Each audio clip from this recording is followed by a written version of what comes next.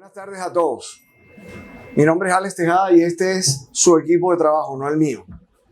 Quiero agradecer a la presidenta de la Fundación, la señora Elena Mogollón, por la oportunidad que nos dio de conocer este maravilloso proyecto, esta maravillosa realidad llamada Granitos de Paz, y a su directora, Marta Elena Mogollón Londoño, por darnos la oportunidad de entrar a Granitos y ser partícipes de este proyecto. Hace unos meses, en plena pandemia, la cual ha dejado cosas maravillosas, creo yo, en el acercamiento a los seres humanos, comentábamos con Marta la posibilidad de cómo podíamos medir y cuantificar el estado nutricional de un paciente que consumiera lo que él mismo cultivaba en Granitos de Paz. Es así como nace esta idea, y previos a unos estudios que hicimos de cada uno de estos pacientes en una brigada de salud, donde descubrimos cosas maravillosas en cuanto al sentimiento de estos seres humanos que viven alrededor de Granitos de Paz, lo que quieren a la fundación, escogimos de primera instancia 60 pacientes y posteriormente 40 pacientes, a los cuales hicimos exámenes de laboratorio que incluían hemograma para medir sus niveles de hemoglobina, perfil lipídico en donde incluíamos colesterol, triglicéridos y colesterol de baja densidad, que es el colesterol malo, por decirlo así, glicemia, proteínas totales, entre otros exámenes que hicimos. Estos pacientes fueron tabulados durante aproximadamente 8 meses en 4 fases y escogimos a pacientes que tenían 3 estudios completos seriados con una historia clínica completa. Vale aclarar que de estos pacientes habían pacientes diabéticos, pacientes hipertensos y niños, algunos en estado de desnutrición. Los resultados del estudio fueron muy alentadores porque nos encontramos, en razón de la glucosa, se detectó en el grupo de 40 personas, recordemos que esas 40 personas fueron seleccionadas de 69 pacientes, el 20% presentó disminución de las cifras de glucosa y de ese 20%, 7 pacientes normalizaron las cifras de glicemia. Ese dato es muy valioso cada vez que la diabetes mellitus es una patología crónica degenerativa que con el tiempo afecta órganos vitales y a su vez una patología de alto costo del sistema de salud. Fíjense la curva inicial, que es la línea azul, y la toma final, que es la línea naranja, en donde sí se ven definitivamente las cifras de glucosa que llegan a estadios normales y el impacto sobre el estudio de la glicemia fue muy bueno en el estudio. El comportamiento inicial de las cifras de glucosa está demarcado en estas dos laminillas, la toma inicial con 2 picos arriba de 190 y 193, y fíjense cómo en la toma final de glucosa, ese paciente de 193 lo teníamos en estadios normales, solamente un solo paciente en esta curva estuvo arriba de niveles anormales de glucosa. El comportamiento fue favorable, el 82.5 se conservó estable, un 17.5 disminuyó 20 miligramos sobre decilitro los niveles de glucosa. Recordemos que la glicemia es hasta 110 y que 20 miligramos es muchísimo en cifras de glucosa. No se detectó incremento en los niveles de glucosa entre la prueba final y la prueba inicial. En cuanto a colesterol y estudio de lípidos, la media global de colesterol en los pacientes estudiados fue de 193.7. Recordemos que lo azul es la toma inicial y lo naranja es la toma final. Miren cómo los picos van descendiendo. La última valoración media en la última toma fue de 187.6. Del total de esta muestra evaluada, 12 de estos pacientes, que corresponden a un 35.2%, tuvieron disminución de las cifras de colesterol total y de LDL. A su vez, 8 de ellos, 12 llegaron a normalizar cifras de colesterol y sobre todo el colesterol LDL, que es el colesterol de baja densidad, que es el agente principal en la formación de placas ateromatosas, que son frecuentes en pacientes con diabetes e hipertensión arterial, lo que conlleva formación de trombos, accidentes cerebrovasculares, infartos agudos al miocardio y enfermedad renal, patologías de alto costo que impactan mucho el sistema de salud.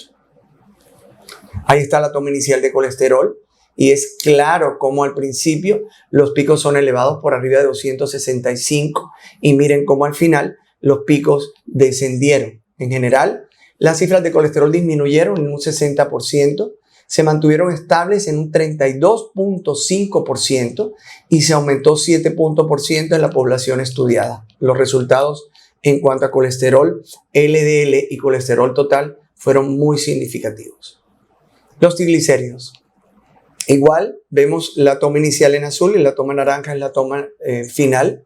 Como los picos disminuyen en una y otra y son significativos, no me quiero extender en explicarle los valores, pero el total de la población escogida, 19 de ellos, de 40, disminuyeron los niveles de triglicéridos. Los triglicéridos son marcadores de ingesta, lo que quiere decir que el 48% de los pacientes estudiados siguieron puntualmente las reglas del estudio, redundando en su mejoría en cuanto al control de lípidos, grasas sanguíneas. Esto quiere decir que la educación y el seguimiento que se le hizo de la mano de la fundación y de la nutricionista fue la mejor y los pacientes tuvieron confiabilidad y receptibilidad ante el estudio. Ahí está la toma de triglicéridos, igual, cifras estables en un 50%, o sea, 20 pacientes estables, disminución en un 35%, que es muchísimo. Tenemos en total un 85% de 40 controlados con cifras de triglicéridos y aumentó solamente el 15%. Insisto, hay que seguir trabajando en esto con cambios de hábitos alimenticios, educación, utilización de aceites y no reutilización de aceites, para que este estudio mejore.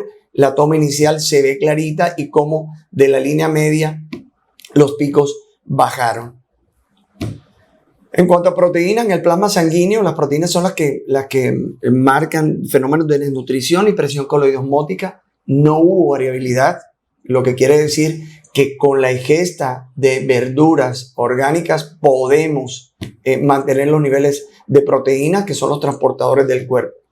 Y en hemograma, las cifras de hemoglobina oscilaron entre 10.7 y 15.8 con una media de 13.25, lo que habla de una adecuada producción de glóbulos rojos y poner el transporte de oxígeno a todo el organismo.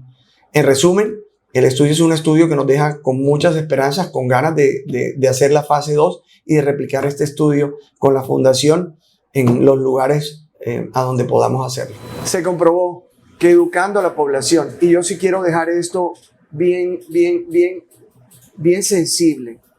Yo creo que al ser humano hay que tratarlo con amor. Creo que el ser humano, cuando se le tocan las fibras del corazón, funciona muchísimo mejor.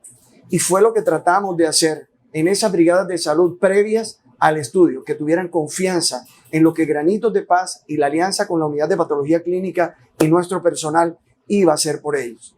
Las brigadas de salud previas nos dieron el contexto para que pudiéramos entrar no solamente al corazón de ellos, sino para que confiaran en nosotros y se acercaran a la toma de exámenes que nosotros sugeríamos.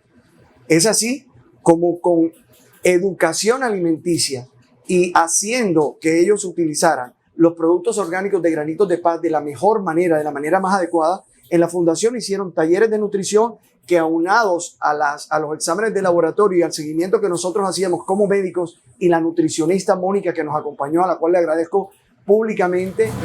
La base de esta fundación es la familia como núcleo de la sociedad, en donde se desprenden varias líneas de trabajo. Y en el caso nuestro, en la salud, volviéndoles a decir que tienen una fundación maravillosa, que ojalá perdure muchísimos años en el tiempo y crezca. El impacto en salud de este estudio alrededor de la población redunda en un ahorro no solamente para los pacientes, sino en un ahorro para el Estado. Un paciente con una hipertensión arterial controlada, un paciente con una diabetes mellitus controlada, es un paciente que le cuesta al Estado muchísimo menos. Estas son dos de las enfermedades que más deterioran el costo del sistema de salud en Colombia. Y con este tipo de estudios nosotros hemos podido comprobar, y ojalá lo sigamos replicando, y ustedes como fundación lo repliquen en muchas áreas, podemos ayudar a que el costo social y el costo económico que existe disminuya con la prevención y promoción, y que nos convirtamos nosotros como portadores o ser puentes entre la población y el acercamiento que deben tener por ley las empresas prestadoras de servicios de salud hacia sus usuarios.